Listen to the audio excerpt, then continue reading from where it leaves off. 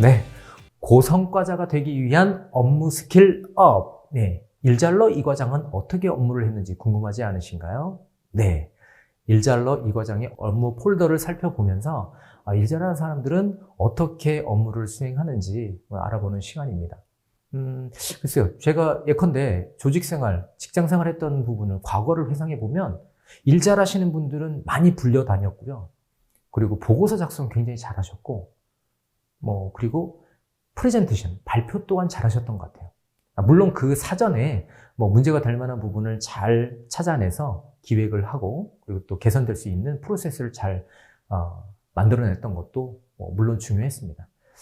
그러한 부분을 회고를 해봤을 때 우리 직장인 여러분들에게 또 후배 여러분들에게 무언가 메시지를 전달해드리고 싶었습니다. 그래서 저의 과거 경험담 그리고 또 제 양옆에 업무를 굉장히 잘했던 선후배들은 어떻게 업무를 했었는지 그 노하우를 녹여낸 과정이라고 보시면 되겠습니다. 자, 한번 과정을 함께 보시죠.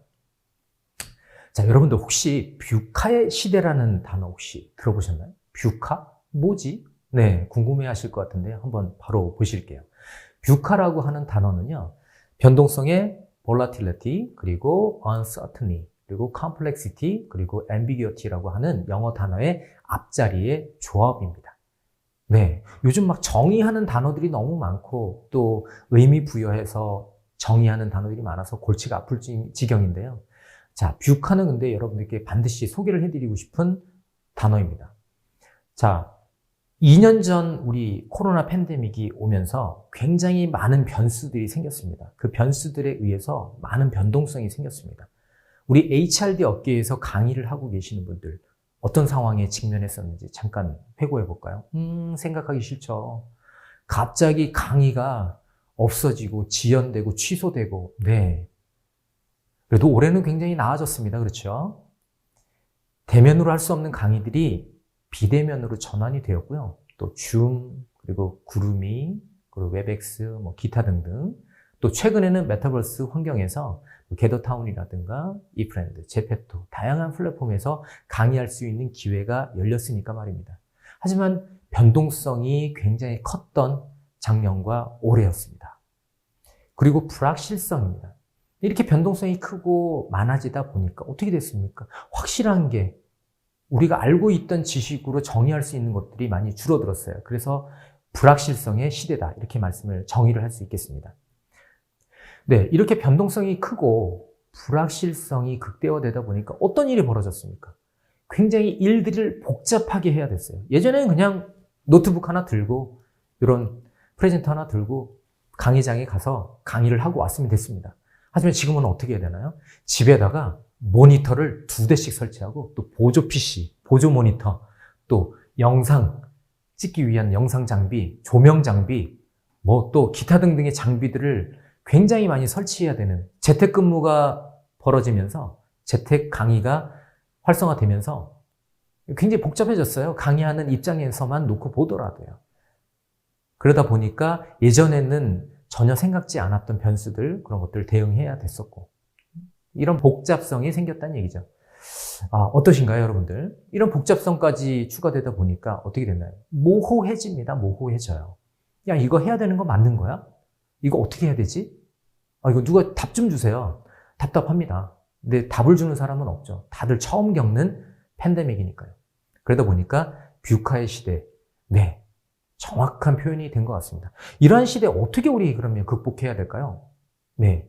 제가 드리는 해답은 아닙니다만 많은 학자들 또 유수의 학자분들, 전문가들은 이렇게 얘기합니다. 변동성의 시대를 대비하는 방법, 네, 해결하는 방법은 회복 탄력성을 갖는 수밖에 없다. 옳거니 굉장히 많은 일들이 변동성이 있다 보니까 훌훌 털어내고 이까짓 것, 그래 다시 하면 되지. 또 도전해보면 되지. 이렇게 바로 회복 탄력성을 갖고 멘탈을 부여잡고 회복 탄력성으로 극복해야 된다. 그렇게 말씀들을 하고 계시네요. 자, 두 번째, 불확실성. 어떻게 되나요? 불확실성 하니까 우리 애자일 철학으로 업무를 해야 된다. 그렇게 말씀들을 하세요. 그래서 기민하게 움직여서 민첩하게 행동해서 빠르게 경험해보고 빠르게 도입을 해본다. 안 되면 어쩔 수 없는 거다. 다른 대안이 있느냐? 없다. 빨리 해보고 거기서 깨닫는 수밖에 없다. 이렇게들 말씀을 하시네요. 자, 그럼 복잡성의 시대 어떻게 극복해야 될까요? 제가 예전에 근무했었던 조직에서 우리 임원분께서 이런 말씀해 주셨어요. Simple is the best. 네. 심플하게 생각해. 간단하게. 복잡하게 생각한다고 뭐 해결되는 거 없지 않았니? 라고 말씀하셔서 가장 심플하게. 그래서 그분께서는 보고서도 굉장히 깔끔하게 심플하게 쓰라고 말씀하세요. 어떤 사유로 상신하오니 제가 바랍니다. 아, 이런 멘트 싫어하셨어요. 그냥 상신한다고 써. 무슨 사유로 상신합니다. 아니면 제가 바랍니다. 이렇게 간단하게 쓰지 뭐 복잡하게 뭐 꼬아놓고 막 이렇게 있어 보이는 척 이렇게 쓰느냐. 심플한 게 제일 좋은 것 같다라는 말씀을 해주셨는데 요즘 딱 어울리는 단어가 아닌가 생각합니다. 복잡하신가요? 심플하게 생각해 보시자고요. 자, 마지막입니다. 그래서 이렇게 모호한 시대가 왔지 않습니까? 답도 없습니다. 답을 정해줄 수 있는 뭐 답정너도 없습니다. 그래서 가장 중요한 것은 우리 호기심을 갖고 조금 깊게 한번 찾아보자.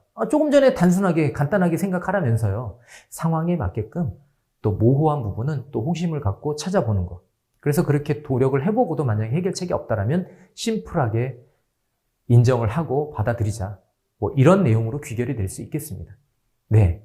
지금은 정답이 없는 것 같아요. 상황에 따라서 맞추어 나가야 되는 부분인 것 같습니다. 자, 이렇게 뷰카의 시대를 정의해봤는데 또 다른 학자, 또 다른 전문가들, 사회학자들은 이런 내용을 정의합니다. 21세기는 4C의 시대다. 4C. 뭐 이렇게 정의하는 게 맞나요? 네, 4C는 뭔지 한번 알아볼까요? 네, 첫 번째, 비판적 사고력이라고 합니다. 그래서 critical thinking, 그 앞자에 C, 그리고 창의력을 발휘해야 된다. 창의력을 가지고 발휘를 해야 된다. creativity. 그리고 그러한 창의력으로 도출한 솔루션, 아이디어들을 소통 능력을 가지고, 커뮤니케이션 능력을 가지고 공유를 해야 된다. 자, 그리고 공유를 잘 하기 위해서 어떻게 될까요? 그렇죠. 협업을 해야 된다. 그래서 collaboration, 이렇게 네 가지 단어. 이 네 가지 단어의 앞자리를 다 모아서 우리 4C라고 정의를 합니다. 참 어렵다, 그죠? 21세기 살아가기 힘듭니다. 20세기부터 21세기까지 관통해서 살아온 제 입장에서도 참 요즘은 정의해야 될 것들, 알아야 될 것들이 너무 많은 것 같아요. 그래서 고성과자가 되기 더 힘들어진 것 같습니다. 자, 이러한 뷰카의 시대, 4C의 시대. 자, 어떠한 역량들이 더 필요할까요? 또 좋은 내용들을 해주신 내용이 있어서 한번 여러분들과 공유를 해보고자 합니다. 21세기는 하이 퍼포머의 역량, 이게 필요하다. 21세기 하이 퍼포머가 되기 위해서는 필요한 역량이 있는데 핵심 역량, 코어 컴피턴시를 확보하고 있어야 된다. 그래서 그 부서에 맞는 또 역할에 맞는 역량들을 가지고 있어야 된다. 그렇게 얘기를 하고 있고요. 아까 나왔다, 그죠? 의사소통 능력, 커뮤니케이션 스킬이 필요하다라고 얘기합니다.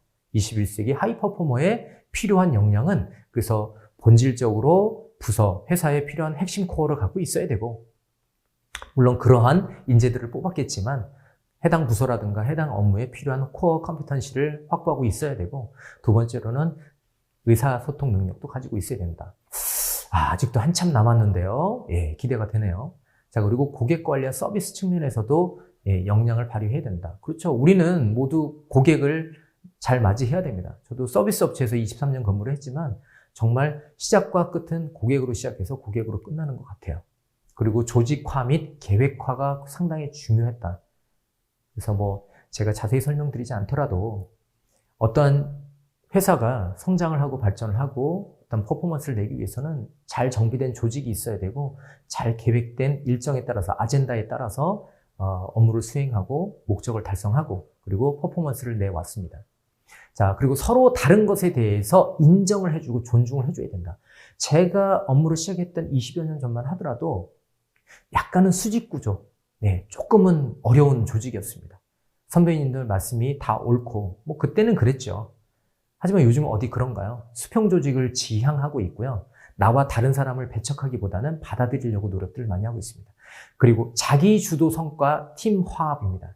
뭐냐면 누군가가 끌어주거나 피동적으로 끌려다니거나 이렇게 해서는 안 됩니다. 능동적으로 계획하고 능동적으로 업무를 하고요. 그리고 워라밸, 네, 일 열심히 하고 그냥 눈치 보지 않고 퇴근해야 됩니다. 그런 것들이 자기 주도성이 있어야 된다는 거고요. 너무 자기 입장에서만 하는 게 아니라 그래도 또 팀 화합을 위해서 하모니가 중요하다.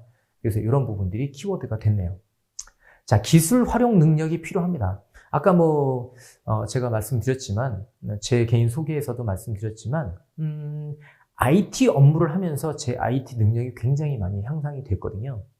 그래서 여러분들 두려워하지 마시고 새로운 문물, 새로운 기기, 디바이스가 있으면 일단 구매를 해서 경험해 보십시오. 네. 그래서 새로운 문물에 대한 어떤 선입견, 편견, 두려움을 떨쳐내버리시고 경험하셔야 됩니다. 그래서 IT 능력을 향상시켜야 된다. 그렇게 말씀드릴 수 있겠네요. 자, 그리고 중요한 것들. 여지까지 다 중요한 것이었지만 시간 관리 능력이 굉장히 중요합니다. 지금 우리 회사에서 요구하는 리소스, 그러니까 퍼포먼스는 증가하는 데 비해서 제공되고 있는 리소스, 인적 리소스, 그리고 시간, 그리고 자원, 이런 것들은 리소스라고 부르는데 이런 것들은 굉장히 계속적으로 줄어들고 있습니다. 타이트해지고 있죠. 그러다 보니까 시간 관리 능력이 좀 고성과자에게 필요한 역량으로 대두가 되고 있습니다. 맞습니다. 팀워크입니다. 단군 이래의 최대 스펙, 최고의 스펙을 가지신 분들이 매년 조직에 입사하고 계십니다. 그러다 보니 개인주의라든가 아니면 자기 성과, 자기 주도로 성과를 내는 그런 일들이 하시다 보니까 조금은 팀워크가 깨지는 부분이 없지 않아 있습니다. 왜 너만 생각하니? 왜 본인만 생각해? 본인 부서만 생각해? 라고 하는 부분들이 발생할 수 있기 때문에 팀워크를 조금 더 중시하셔야 될 것 같아요. 네, 회의 진행 기술입니다. 각 부서끼리 모여서 전략회의를 한다고 한번 말씀을 드려볼게요. 매년 10월, 11월이면 전략을 수립하고 내년도 경영 전략을 수립하는 그런 시기입니다. 이미 끝나가고 있겠네요. 11월 말이라면. 그때 되면 각 부서의 이해관계가 충돌이 나서 결론이 쉽지가 않습니다. 내부에서는 저희가 상충지표라고 부르는데요. 서로 회사 입장에서는 어느 것 하나도 버릴 수 없는, 하지만 서로 충돌되는 그런 지표들 때문에 회의가 쉽게 끝나지는 않습니다. 하지만 여기서는 아이디어를 내서 회의 진행 기술을 발휘해서 성과를 낼 수 있는 회의를 진행해 주셔야 됩니다. 네, 다음은 문제 해결 능력입니다. 저는 문제 해결 과정을 진행하고 있는, 또 프로그램을 운영하고 있는 전문 강사입니다. 하지만 문제 해결이라는 게 그렇게 쉽지는 않습니다. 과거 기업체에서 근무할 때도 현장 개선이라든가 또 사례 개선을 위해서 현장과 스텝을 오가며 많은 노력을 했지만 그렇게 쉽게 해결되는 문제는 없었습니다. 그리고 많은 시간을 투자했어야 되고 많은 리소스를 집중해서 몰입해야만 해결되는 것들이 대부분이었고, 또 해결이 됐다 하더라도 어느샌가 또 발생이 되어서 지속적으로 고민해야 되는 일 자주 겪게 되었습니다. 그러다 보니까 문제 해결 능력이 가장 필요로 했는데 오늘 여러분들하고 그 문제 해결의 과정에 대해서 말씀을 조금 더 깊이 나눴으면 좋겠습니다. 자, 다음은요, 우리 고객에 집중해라입니다. 위에서도 잠깐 나왔지만 고객을 위하지 않는 회사는 없습니다. 고객이 있어야 존재하기 때문에 고객에 대한 서비스 품질을 높이기 위해서 많은 기업들이 노력을 하고 있습니다. 더 이상 강조하는 건 의미가 없을 것 같습니다. 그리고 프레젠테이션 기술. 과거에 저는 2006년부터 경쟁 프레젠테이션 무대에 서게 되었고, 지금도 많은 무대에서 강연, 또 IR 피칭을 진행하고 코칭을 하고 있는 전문 강사입니다. 프레젠테이션 기술이야말로 우리가 가지고 있는 정보, 지식, 그리고 또 전달하고자 하는 바를 짧은 시간 안에, 제한된 시간 안에 전달할 수 있기 때문에 이 프레젠테이션 능력만큼은 반드시 길러야 되는 부분 중에 하나라고 볼 수 있겠네요. 계속적으로 중요하다고 강조하는 것 같은데 전부 다 중요한 것 같습니다. 그렇죠? 네, 좋습니다. 다음은 의사결정 능력입니다. 네, 스트래티지, 디시전 메이킹, 그래서 의사전략 능력을 키우는 그런 과정들도 많이 개최가 되고 있고, 인기리에 과정들이 마감이 되었다라고 하는 기사도 본 적이 있는데요. 의사결정하는 것, 우리 흔히 얘기하는 결정장애 있다. 그래서 쉽게 물건을 못 사거나 음식을 못 고르거나 그런 경우 있지 않으셨나요? 하지만 회사에서도 마찬가지더라고요. 많은 현안들이 있고 중요도, 가중치는 다 비슷비슷합니다. 그리고 아까 말씀드렸던 상충지표라는 것들이 있기 때문에 어느 것 하나 버릴 수가 없는 것들. 그러다 보니까 의사결정이 쉽지가 않습니다. 하지만 고직급으로 올라갈수록, 높은 직급, 그리고 또 직책을 가지고 있는 보직장일수록 이런 의사결정 능력이 필요로 하기 때문에 조직 내에서 보직장이 아니다 하더라도 하이 퍼포머가 되기 위해서 가져야 될 능력은 또 의사결정 능력이 아닐까 싶습니다. 네, 그리고 갈등 관리. 의사결정을 하기 위해서 그 과정 속에서 나타나는 어떤 문제가 있는데 그게 바로 갈등 관리입니다. 갈등은 필연적으로 발생합니다. 우리가 문제와 갈등은 같은 것이라고 보거든요. 다른 표현일 뿐이지 많은 문제들이 있고 많은 갈등들이 있습니다. 그래서 그걸 조직 내에서 어떻게 밸런싱을 하고 컨트롤하느냐, 그것이 굉장히 중요한데요. 하이 퍼포머에게 필요한 역량 되겠습니다. 역시 창의력과 혁신 마인드가 있어야 된다, 이렇게 말씀을 드릴 수 있겠습니다. 이렇게 현안 문제들이 많고 조직 간에, 개인 간에 갈등이 깊어지고 발생하다 보면 무언가 이거 해결할 수 있는 창의력이 필요하지 않을까?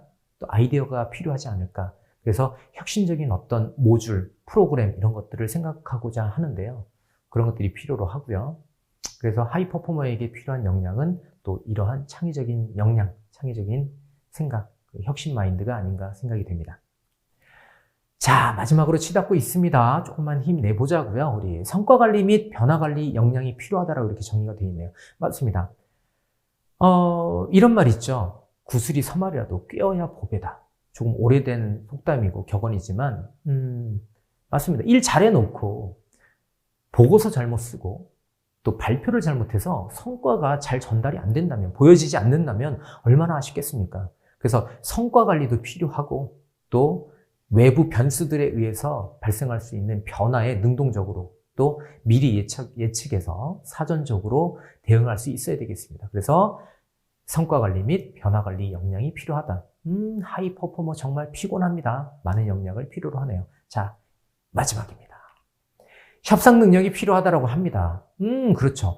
갈등을 중재하고 문제 해결을 하려면 중재 능력이 필요합니다. 그리고 내부의 문제뿐만 아니라 외부의 바이어라든가 고객들을 만나 뵀을 때 우리의 손해를 크게 발생시키지 않고 또 약점을 감추면서 손해는 덜 볼 수 있는 전략을 수립해서 고객과 상담을 성공적으로 이끌어낼 수 있는 능력, 우리는 그것을 협상 능력이라고 부르는데요. 그 협상 능력이 필요하지 않을까. 이렇게 해서 지금 현재 우리 많은 역량에 대해서 총 18가지, 좀 겹치는 부분이 있을지 모르겠습니다만 이렇게 많은 역량을 갖고 있어야 하이 퍼포머가 된다고 합니다. 어렵지만 그래도 필요한 역량이라고 하니까 우리 하나씩 차근차근 갖추어 나가다 보면 언젠가는 우리 하이 퍼포머가 되어 있지 않을까요? 그렇게 생각이 됩니다.